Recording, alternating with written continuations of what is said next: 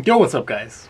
Today was day one of the Benelux Extravaganza public event, side event tournament thingy. Not the main event, but today was the Giant Card Day and I participated with a very interesting deck. Bird Up, let's go! Bird Up has been gaining a lot of popularity lately due to videos from most the sounds of MBT, and those of you that don't know what it does, Bird Up basically is Lyrilusc Tribrigade. Now the two archetypes have a lot of synergy together, and this deck pushes everything together and makes it work. And honestly, it is quite fun. So before I go into the story and the shout out and the stuff, I have to give a shout out to MBT for inspiring me to play this deck, and I have to give a shout out to the Desciples, the Yu-Gi-Oh team. One of their guys stopped, I can't remember the name. We are not doing that good of a shout out, but it is a shout out. But I basically copied his list and adjusted it because in the newest set, Blazing Vortex, which is legal for the event, Tribrigade kit, the new Tribrigade is legal. So I had to alter the list a little bit. I made some things my own, and I know, like, in all honest opinion, I am not an expert with this deck. So props to that guy for actually making it, and I copied everything, altered it a little bit, and now it works. So I'm going to show you my entire deck list. You know, I was playing Locals Wednesday, and I was kind of, what deck am I going to play for the Extravaganza? I still don't know. And then Thursday came around and I was testing with my friends and we were playing the Bird Up deck, and it was all cool and fun in games, and it was very exciting and very cool, and I actually had a lot of fun. We spent a couple of hours playtesting and I was kind of excited. Like, I really wanted to play this deck, so I was still kind of doubting, I wasn't really that familiar with the deck. I've never played Lyrilusc or Tribrigade before, but it was kind of fun. It was working. I was getting the connections.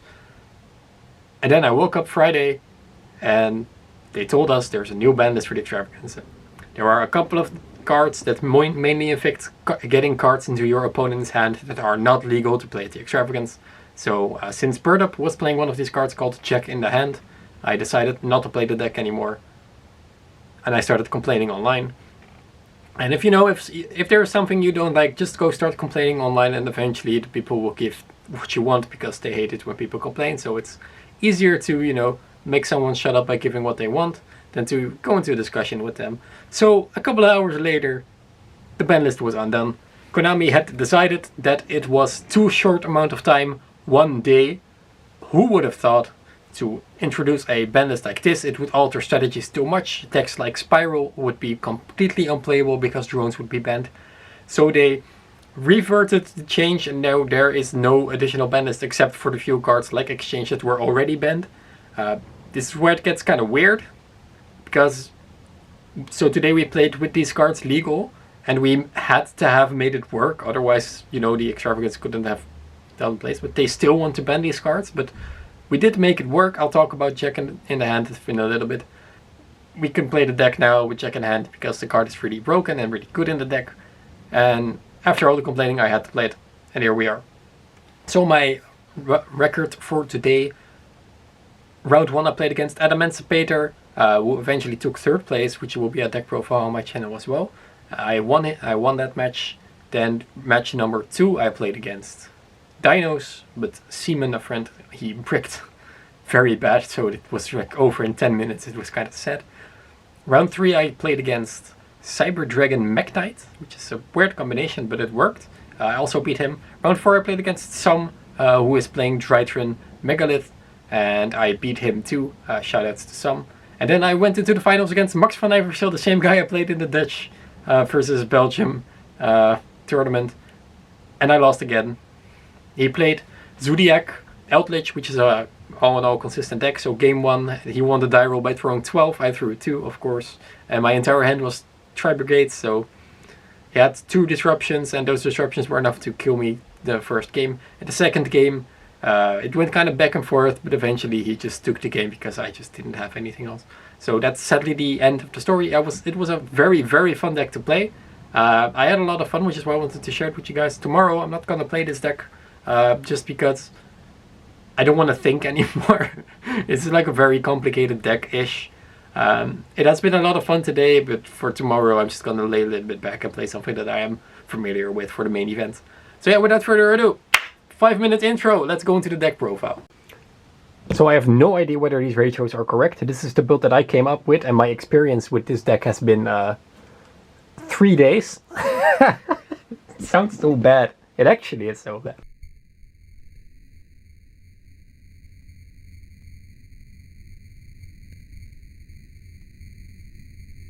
But yeah, let's go into the deck profile. So for those of you that don't know it, this is Trackfall. All the Tribrigades have the same effect. On the field, you can banish any amount of Beast, Warrior, or Winged Beast from your grave to special summon a Link monster from your extra deck that is either Beast, Warrior, or Beast. So the entire idea of the deck is to fill your grave in with Beast, Warrior, and Winged Beast, and then to cheat out the cards and to play. And there are a lot of very, very strong Beast, Warrior, and Winged Beasts, and I will talk about them in a little bit. The first one is Trackfall. Fractal. I don't even know their names. So his effect is either when he's on the field or when he's in the hand, you can send him to the grave to send another Tribrigade from your deck to the graveyard. And then he has the effect to banish and summon. So this is one of the easiest ways to fill out your entire grave. But one thing is to note that you can be summoned first, for example, with the Link 2 from hand, and then you can banish, and then you can send him to fill up your grave even more. But yeah, this is the generic way to get out most of the Tribrigades into grave and fill up your grave. You play Double Kit. This is the new card of the deck. I already see why this card was anticipated. This card is really, really cool. When he is sent to the grave, you can send another one to the graveyard. So when you have Fractal, you can send Kit, then you send another, then you already have 3 Beasts, Beast Warrior, Winged Beast in the grave. And that's just insane. I really like Kit. I have Triple Karas. Karas doesn't have an effect when he is sent to the grave. He has an effect in hand. You can send another Beast, Warrior, or Winged Beast to the graveyard to special summon him once per turn. And this is your main extender of the deck, and it helps fill up your grave by discarding, stuff you don't really want. It has synergy with the Lyriluscs as well. Then the most important Tribrigade of the deck is Nerval. When he's sent to the grave, you can add any Tribrigade from your deck to your hand. Now the reason why this card is so important is because he's a level 1 Winged Beast. This is where the synergy kicks in with the Lyriluscs and the synergy with all the 1-for-1 stuff like that. And honestly, this card is pretty fucking cool. And it generally... He really makes the deck work, and without this card it wouldn't be like the best synergy. But you can just Fractal, send Kit, send Nerval, have 3 in grave, add any other, then just start playing and keep going. So for the Lyriluscs, I copied these entire ratios. Triple Turquoise Warbler. When you control no monsters, you can special summon him. And when he is summoned from the hand, you can special summon the Lyrilusc monster from your hand or graveyard. So this is really nice synergy together with the other Lyriluscs. I have Cobalt Sparrow. When she is special summoned, you can add a level 1 Winged Beast type monster from your deck to your hand. So you can add Nerval or DD Crow or any of the other ones. But it's only when she is special summoned. And when you use her for an XYZ, it cannot be targeted, which might come up eventually. Then we have the Sapphire Swallow. This is also pretty cool. If you control a Winged Beast monster, you can special summon her and another Winged Beast type level 1 from your hand. And when you use her as an XYZ material, you can attach a Lyrilusc from your grave to the monster. But this is pretty cool because this doesn't only summon Lyrilusc, this also summons Nerval, which is where the synergy kicks in. Really nice. So these are the only ratios. A deck like, for example, MBTs, he played 3-3-3, but I played Jack in the Hat, so these are not necessary. And we play 1 Kinkabio. This is a very old spirit monster. When he's normal summoned, you can special summon a level 1 monster from your graveyard. This doesn't negate its effects, which is pretty nice. You can summon back Nerval and extend further. And this card is really cool. Again, you add it with Jack in hand, so you only need 1. And because it is a nice format, we play triple Droll to be prepared for like every deck. We play triple Ash to be prepared for every other rogue deck. And we play double DD Crow. Reason why I played 2 is I took the deck list and adjusted it slightly, and I had 1 spot left, so I just figured I can just play the second Crow. You can search this card in the deck really easy, which is really nice. But I just opted to play 2 to, see it sometimes, not all the times. Which is why I played it too. It was a nice last card to include. Then Barrier, Statue of Destroyer Winds, and Mist Valley Apex Avian to summon off Cymorg. Cymorg is a Winged Beast you can special summon by banishing 3 with the Tribrigade. So, this is the best card. This is FTK against a lot of decks, and people just always scooped. Even mid-game when I summoned him with a Cymorg, they just scooped, which is nice. Triple Tanky, consistency card to get out Fractal, which is the only target in the deck. I wish there were more, but it's still pretty solid to just play a Tanky because this gets your engine going. Jack in the hand. Reveal 3 level 1 monsters with different names from your deck. Your opponent adds 1 to their hand, you add one to your hand, and the third card gets shuffled back into the deck. You can only activate one check in hand. Now, of course, this is fairly difficult with remote dueling. It's really hard to, you know, get a card and give it to your opponent. So this kind of falls in line with the exchange, you know, giving cards to your opponent, but they decided last minute this card wasn't banned for our Extravagance, and in my complete honest opinion, this card should never be banned in the first place. So what we did for the Extravaganza, all players were, before the regional, they said you have to have a card that you can use as a token to keep it in hand, so that it is identifiable as the opponent's card, and the card that I give to them has to be on the top of my field, like over here, so it's always clear and obvious what's going on. And I used this card up to 8 times the entire tournament. It never was an issue. All my opponents were prepared. It was a real nice experience. There's no reason any card like this should be played. It's kind of gimmicky, but it works for this deck. Reason why it works so good is it's very different for a card like Where Art Thou, and that is that you add the monster that you reveal, and you don't summon it, so you don't have to use your normal summon to get extending, but it's really nice. Most of the time I reveal a Turquoise Warbler, I reveal a Nerval, and I reveal a Kikabio, and almost all of the time they add the Turquoise or they add the Nerval. You just add back the Kikabio or the Turquoise dependent on what you need. Then either use Trackfall to send Nerval to use with Kikabio, or summon multiple Lyrilusc from your hand. It's all dependent on what you have. And yeah, it almost never really matters what they pick. You always just get a starter or one small extender you needed, and then you just start playing. And this card is really insane, and I'm super happy I got to play with it, because without this card the deck wouldn't be the same. 1-for-1, obviously we play a lot of broken level 1s. This is an extender, but you also discard a card, which is nice. Fodder for the Tribrigades, and it helps you extend with the Lyriluscs. 1 Called by the Grave, 1 Foolish Burial, because this deck needs to Foolish Burial.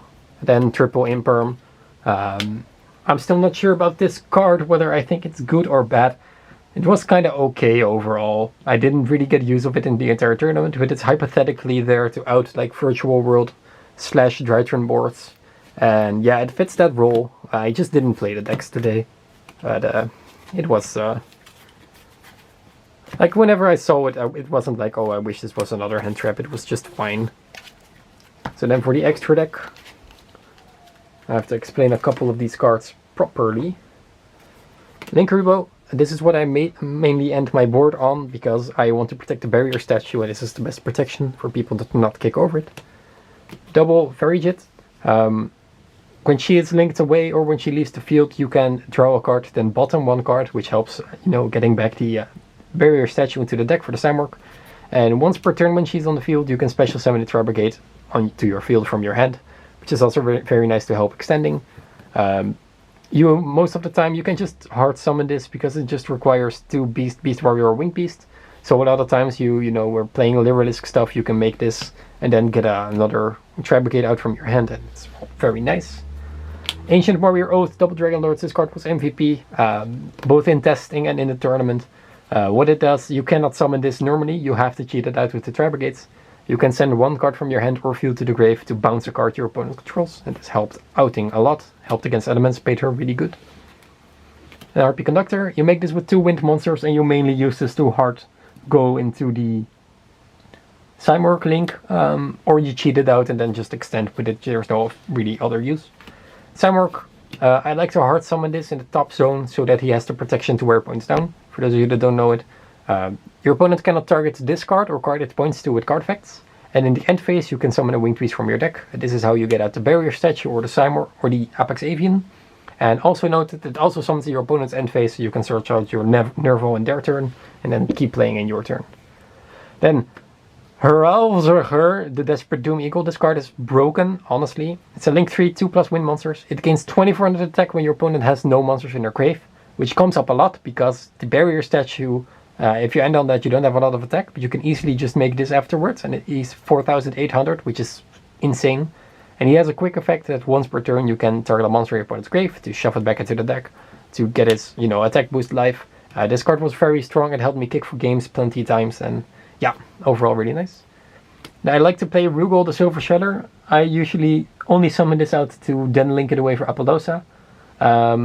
Yeah, he can summon a Tribrigade from your hand in your opponent's turn, and that never really comes up, but I only use him to summon him, then link him away for Apollousa, and Apollousa.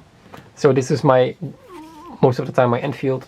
A Cymorg that I made by using the Nerval or any Lyrilusc, a Apollousa that I made with a Rugal and any other thing I have, and then a Linkuriboh hopefully on the board, and this always resulted in game whenever I did that. Apollousa is there to, you know, stop the Cymorg from being ashed, basically. Then double Sharuk. When this card is summoned, you can banish any card on the field, which is nice, it doesn't target. And when he is sent to the graveyard, you can add a monster from your deck with a level equal or lower than the total amount of banished Beast, Warrior, Winged Beast you have, so that's always a lot. And you usually just summon him out with the Tribrigade effects. I never hardcasted him, but it's really nice. It's premium removal, this Outs Dragoon. I played 2. I liked playing 2. I don't need anything else in this deck. I don't play Access Code Talker. I play 2 because this roughly does the same and it does a lot of damage. And yeah, I like it. Run Recital starting. This adds any Winged Beast from your deck to your hand. So if you open a lot of Lyriluscs, you can easily make this to get your Nerval out. Then one Lyrilusc Vogel versammelte Nachtigall. We all know this from the Tritron decks. You can detach one, then I don't know what she does. This is a German card. I ordered this in English and it arrived there German. It protects itself from destruction or something, and it attacks directly. You use this to make Zeus, which is a card that never came up in this entire tournament. And then the card that I changed from another card that I changed was I played Downward Magician to make a Zeus more consistent with 2 materials, because in testing that came up a lot, but in practice I never really got to go and cheat in Zeus very easily, which is maybe a focus point of the deck because I like it to, you know, get a Zeus out easily and just attack directly and then win, but it never came up. For this side deck I expected a lot of back row, and I was recognizing the weakness of my deck, so my side deck is built to reflect on that. I side order Judgment. This is to you know, counter Dark Ruler No More or Droplets, and it also uses to counter the Ritual deck. Shout out to some where I opened both and one because I had the Barrier Statue. Yeah, these are just for protecting your field. You know, when they go second and they know they go second after game 1 or 2, then you can just side these in and protect your Barrier Statue. I played triple Nibiru because I expected a lot of Rogue. I only sided this in once against the Drytron deck and didn't see it. Lightning Storm, because in the Netherlands they play a lot of back row and this deals with almost everything. 1 Duster, 1 Reboots. This deck can push out a lot of damage, which is nice, so these cards help out. And I also wanted to play Evenly Matched because I expected a lot of Eldritch. I sided this card in a bunch as well, and overall it performed really, really nice for me. But yeah, I'm really happy with how the deck worked out for me. I don't feel like I made a lot of misplays. I might have played not optimally because I just wasn't sure what the deck did. But it has been a lot of fun to, you know, push myself to play a new deck at an event once. But for tomorrow, again, I'm going to play it a little bit more safe to the chest, because I want to get in that result for the Extravaganza, of course. And yeah, overall, try this deck out. It's a lot of fun. It's kind of difficult to learn, but you will pick up eventually really quick. Shoutouts to Card Cult for organizing the event. It was a very smooth flow. And if you want to get a little bit more involved with me, be sure to check in the community tab on YouTube once in a while, or follow me on my Twitter, where I usually post what deck to play or things that I'm testing right now. And yeah, get a little bit more in touch. I want to thank you guys for watching this video, and I will see you guys very soon. Be sure to stay tuned and subscribe, because tomorrow there are going to be a lot of deck profiles from the Extravaganza. Both the third place Emancipator list will be on the channel, as well as other deck profiles very, very soon. So be sure to stay tuned for that. See you guys tomorrow. Bye guys.